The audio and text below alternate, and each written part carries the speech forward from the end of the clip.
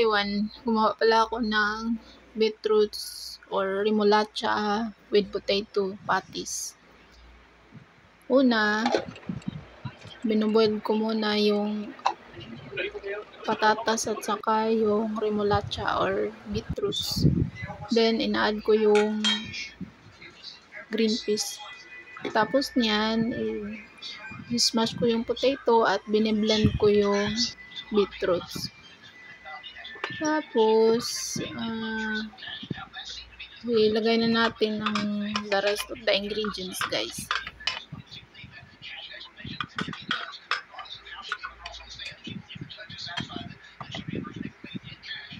Nag-melt na pala ako ng butter. Bali, 2 kutsara. Tapos, may inihanda na din ako na 1 egg. Yung egg white lang po yung hinalo ko.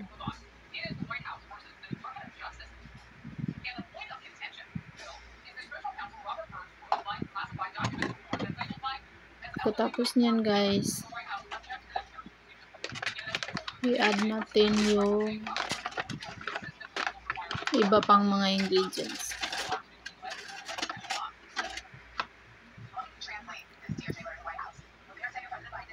Isang kutsarang flour, all-purpose flour. Tapos, asin. Pwede naman siya, konting asin lang, guys. At least mga 1 teaspoon.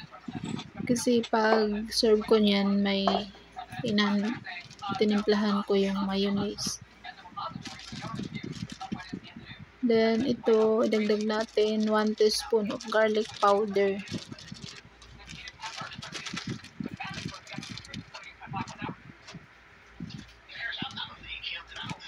Yan yung tapos isang tablespoon ng paprika powder.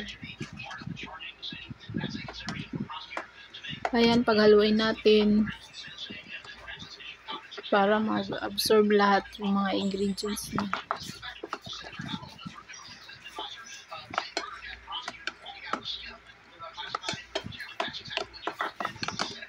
Maganda yan, guys, kaya may kulay. Gusto ko talaga yung yung remolacha or beetroots kasi may kulay siya.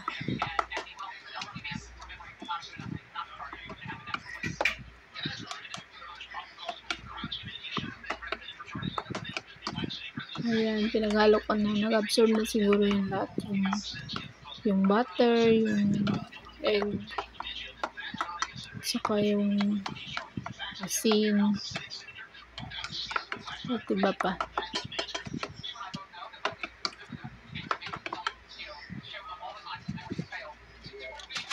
Pagkatapos niyan, idagdag natin yung breadcrumbs para yung natin, yung patties natin hindi siya basa.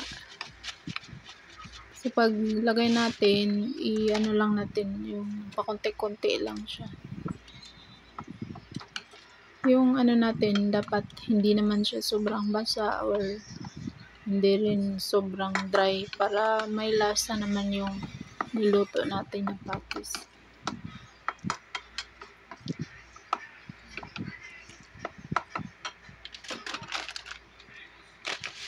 Yung dagdagan pa natin ng konti para kasi mukha siyang basa.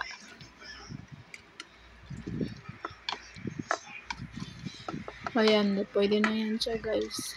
Hindi na yan siya hindi na siya mabiyak pag iprito yan. Mabuo na siya.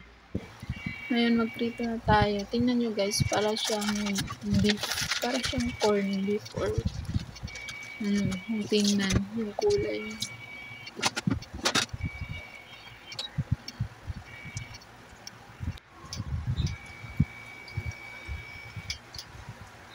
Ang niluto ko pala is 6.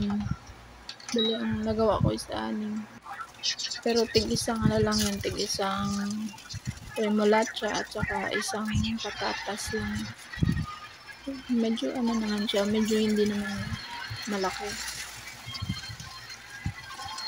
Ayan na siya guys. Yan yung pang last na ano. Last na tatlo na niluto. Tapos, hinanda ko din yung ano. Ayan na. Nakahanda na din yung mayonnaise na may lemon at saka may konting asin at saka may